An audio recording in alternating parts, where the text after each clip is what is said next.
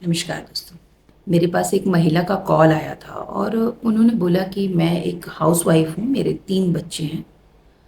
मेरे पति एक अच्छे फ़र्म में काम करते हैं और हमारी लव मैरिज हुई है, आज से 10 साल पहले और हम दोनों बहुत खुश हैं।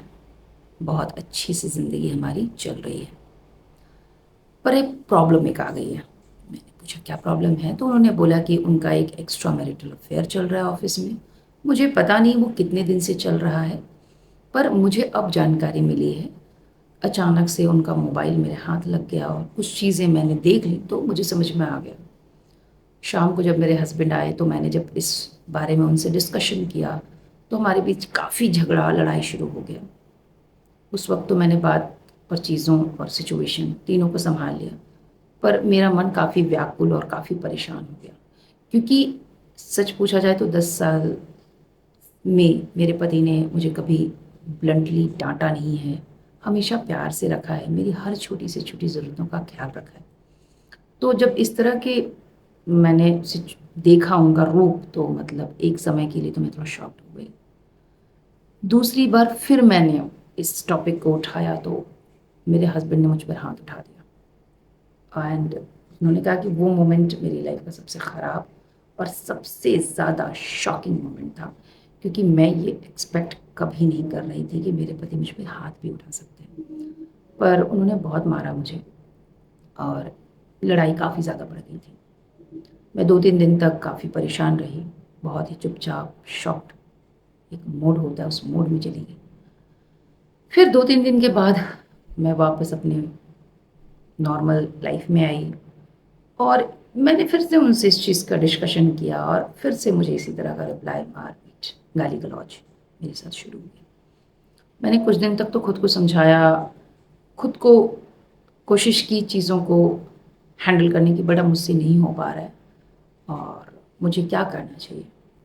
इससे पहले कि मैं उनको कुछ एडवाइस करती या कुछ करती, उनका एक कंडीशन था कि मैं अपने हस्बैंड को नहीं छोड़ना चाहती, मैं अपने बच्चों को नहीं छोड़ना चाहती, अपने बच्चों को मैं उनके पिता के बगैर नहीं पाल सकती और नहीं पालना चाहती, दोनों चीज़ें। मैंने बोला ठीक है। ये कंडीशन सुनने के बाद मैं ना बहुत शांत हो गई। फिर मैंने वर्क अराउंड मन ही मन सोचना शुरू किया कि अगर ऐसी परिस्थिति किसी के पास हो या किसी महिला या किसी पुरुष के पास भी, तो क्या करना चाहिए? क्योंकि हर बात पे रिश्ता तोड़ दो, छोड़ दो, तोड़ दो, छोड़ दो, इतना आसान नहीं होता है। ठीक है, हाँ, ये मानती हूँ कि इतना मुश्किल भी नहीं है, पर इतना आसान भी नहीं है। हमारी कंडीशनिंग रिश्ते तोड़ने के लिए नहीं, रिश्तों को जोड़ के रखने के लिए की गई है और इसी कारण से हम जो हैं, वो बहुत कुछ झेल लेते हैं, जो कि सही नहीं है। पर अगर सामने वाला अच्छा हो और राह भटक गया हो, इस कंडीशन पे हमें बहुत सोचने और समझने की ज़रूरत है कि क्या छोड़ना विकल्प सही होगा? तो उस महिला की मैंने पहले बातें सुनी, लगभग आप कह सकते हो मैंने 1 महीने तक सिर्फ़ उनकी बातें सुनी। मैंने ऑब्ज़र्व किया कि वो जब बोलती हैं, मैं 1 घंटा सुनती, आधा घंटा सुनती, इस तरह से सुनने के बाद उनका मन काफ़ी हल्का हो जाता है और थोड़ी-बड़ी मैं सहानुभूति भी उनके साथ शेयर करती थी, बस। तो 1 महीना तक मैंने ऑब्ज़र्व किया कि वो बहुत रिलैक्स महसूस करती थी और है ना, बहुत ही आराम से वो सिचुएशन को हैंडल कर रही थी, उनके जब तक हाथ में था तब तक।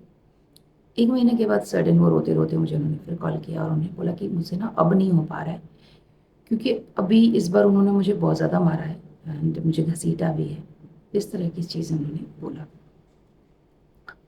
मैंने बोला चलो ठीक है, आपने अभी तक तो उनकी सारी प्रॉब्लम्स बताई है, वो किस तरह से कहाँ फँस गए हैं एक्स्ट्रा मैरिटल अफ़ेयर में और आपके साथ गलत कर रहे हैं, मैं तो समझ गई। पर अब मैं जो सवाल करूँगी मुझे उसका जवाब चाहिए। तो उन्होंने बोला क्या? तो मैंने बोला कि ये बताओ कि 10 साल का रिलेशन कैसा था? तो उन्होंने बोला कि बहुत अच्छा था। कभी मार-पीट, झगड़े, लड़ाई नहीं हुए, छोटी-मोटी बहसा-बहसी होती थी। हम लोग बहुत ही लोअर मिडिल फैमिली हैं, पर हमारी लाइफ़ अच्छे से गुज़र रही है और मैं खुश हूँ इनके साथ। ठीक है। तो मैंने बोला कि इसके पहले सब कुछ बढ़िया था, इस कांड के पहले सब कुछ बढ़िया था। मैंने बोला ठीक है। तो शायद इसीलिए उन्होंने ये कंडीशन रखी हो कि वो इस रिश्ते को तोड़ना नहीं चाहती। तो मैंने इस चीज़ को बहुत ही बारीकी से सुना, मैंने उनकी बहुत सारी चीज़ें सुनी, समझी। सुनते मुझे कुछ ऐसे आइडियाज़ कह सकते हो, सजेशन कह सकते हो, आए जो मुझे लगा कि शायद इनके काम आ जाए। मैंने पहला सजेशन इनको ये दिया, वो ये था कि आप इस टॉपिक पे उनसे किसी भी तरीके की डिस्कशन या बातचीत करना बंद कर दीजिए। कभी कभी क्या होता है ना कि जाहिर सी बात है कि वो एक मैच्योर इंसान है, कोई छोटा बच्चा नहीं है। तो कभी कभी क्या होता है, कोई इंसान भटक जाता है रास्ता, तो हम उसे ऐसे पकड़ के पीछे तुरंत खींचना चाहते हैं कि तुरंत वापस आ जाओ। रियलिटी में ऐसा नहीं होता। कोई भी इंसान, किसी भी इंसान को आप सडन किसी भी गलत चीज से पीछे नहीं खींच सकते। तुरंत ये एक्सपेक्टेशन कर लेना कि तुम गलत हो और तुम सही बन जाओ, तुरंत, ये एक बेवकूफ बोल सकते हो या एक बहुत हाई लेवल एक्सपेक्टेशंस है जो कभी पूरी नहीं होती। तो उनको पहले समय दें।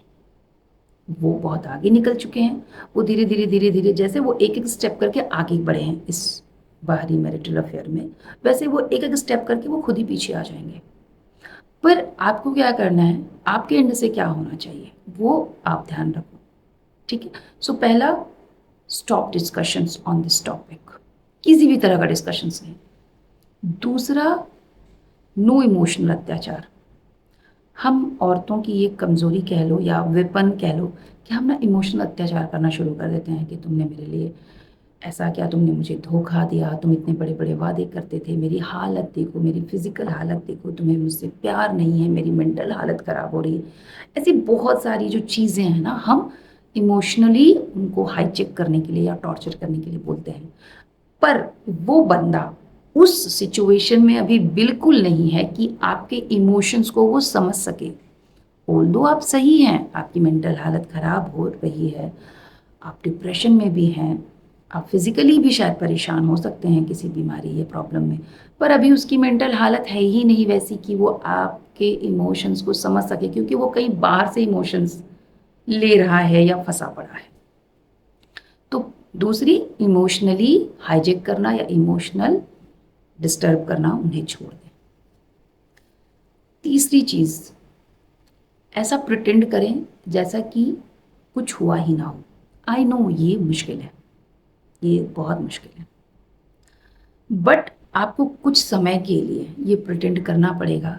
करने का मतलब है कि नॉर्मल जैसे आपकी दिनचर्या होती है, खाना पीना, रहना साथ में, बातें आप कम कर लो, बातें करने की ज़्यादा ज़रूरत नहीं है, उनको उनके हाल पे कुछ समय के लिए छोड़ दो, but behave like a normal day. ठीक है। उनको ये टेंशन नहीं होना चाहिए कि अरे अब मैं ऑफिस से घर जा रहा हूँ, आज फिर कुछ ना कुछ होगा, आज फिर वो टोकेगी, ये माइंड में नहीं होना चाहिए।